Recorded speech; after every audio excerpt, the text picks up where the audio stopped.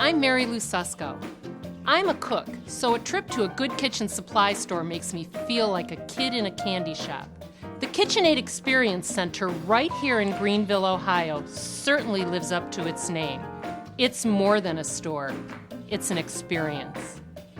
KitchenAid has been a part of our national cooking heritage for 90 years now, and they even have a museum to commemorate it.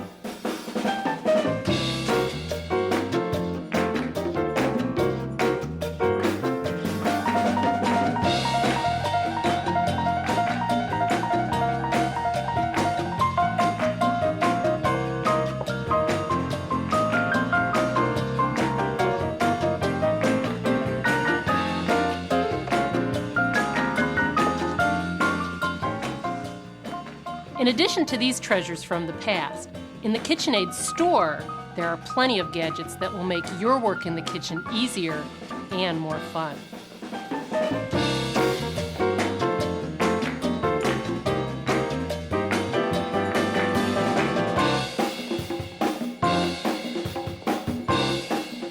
I'm a big fan of silicone bakeware. I use this in my kitchen all the time. When I bake with it, nothing sticks to it, and when I need to clean it up, it's a breeze. This is an immersion blender. I use this all the time in my kitchen to create perfect salad dressings, or if I have a recipe that calls for pureeing a soup, I can put this right in the pot and it does all of the work for me.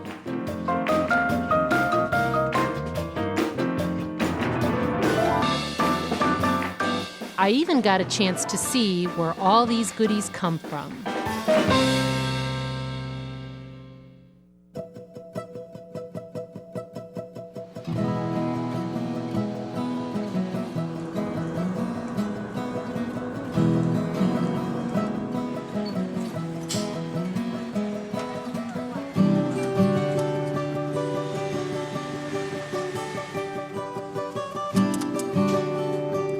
My family has quite a long history with KitchenAid. My great-grandfather worked here before it was even purchased by KitchenAid. My mother worked here, and I've actually been here almost 21 years. I was the first one in my family to work here, and my wife started out at KitchenAid, at the KitchenAid Experience in downtown Greenville. I had a brother that worked here, and I have a father-in-law that currently works here. We make the KitchenAid Classic stand mixer, the Scorpion stand mixer, blenders, and the attachments for the stand mixer and blenders. Everybody that works here has a great pride in what they do and what we assemble here in Greenville, Ohio. I'm really proud to work for KitchenAid and build such a reliable product, to be part of it.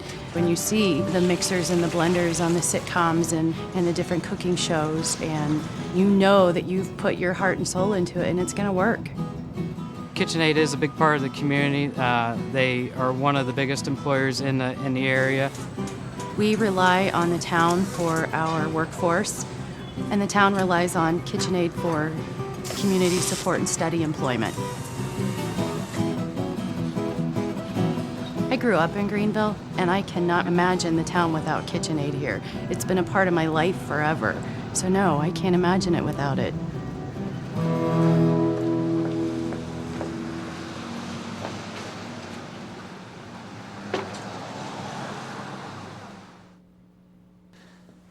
Another great thing about the KitchenAid Experience is they'll even let you try out their products. They've agreed to let me make some hearty wheat bread using one of my favorite KitchenAid products, the stand mixer. I couldn't live without mine. This is the real workhorse in my kitchen, maybe yours too. I use it to mix up cake and cookie batters, whip potatoes and egg whites, and the attachments make quick work of difficult tasks like grinding nuts or rolling pasta. But what I really like to use the KitchenAid stand mixer for is making breads. This simple little dough hook takes the chore of kneading dough out of my hands. Let's give it a workout. I'll be using locally milled flour from Bear's Mill, located right here in Greenville. It's one of the few operating water-powered mills left in the state. Look at this beautiful whole wheat flour made from hard spring wheat. I'm going to add some cracked wheat, which will add some nutty flavor and texture, and some rye flour to add some complex flavor. This recipe starts out easy enough. Let's begin by attaching the flat beater. I'm I'm going to add 2 1/3 cups of warm water with 1.5 tablespoons of yeast. Make sure that the water is lukewarm or room temperature because anything hotter will kill the yeast that allows the bread to rise. Then I'm going to add 1/4 cup of Ohio honey, 1/4 cup of melted butter, cooled to room temperature, 2 1/2 teaspoons of salt. I'm going to add 1/4 cup of our milled rye flour, 1/2 cup of the cracked wheat, and then 1 cup each of the whole wheat flour and the all-purpose flour. I'll mix this on a medium speed until it looks like a thin batter, about 30 seconds.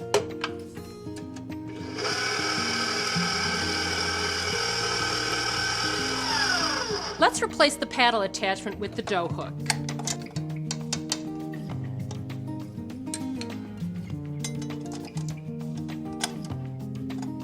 Then we'll add 1 cup and 3/4 of our all-purpose flour and 2 more cups of our whole wheat flour. Then we'll turn the mixer speed to low and we're going to let the dough hook do the rest of the work. It will take about 8 minutes.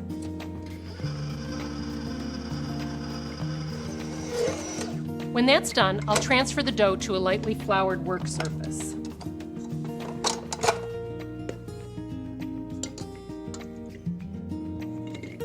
Then I'll knead by hand for just about 30 seconds until the dough is soft and smooth. Now I'll place the dough in a large bowl which I've lightly oiled. I'll cover the bowl with a damp kitchen towel and I'll place it somewhere warm away from any drafts. And in about an hour, it will have doubled in size. The dough has doubled in volume, so now it's ready to be shaped into loaves. I'm going to lightly flour my work surface again, turn my dough out onto the work surface, and I'm going to divide it in half. And shape each into a rectangle, no wider than the pan you're going to be using, and about 1 inch thick.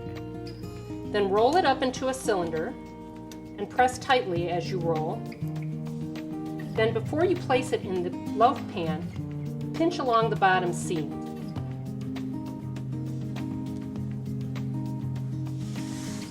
After you've put it in the loaf pan, press on it a little bit to distribute it along the bottom. Then we're going to cover it with a damp towel and we're going to let it rise again for about 30 more minutes. We've preheated the oven to 375 degrees and the dough has doubled in volume, so we're ready for baking. The bread will bake for 35 to 40 minutes.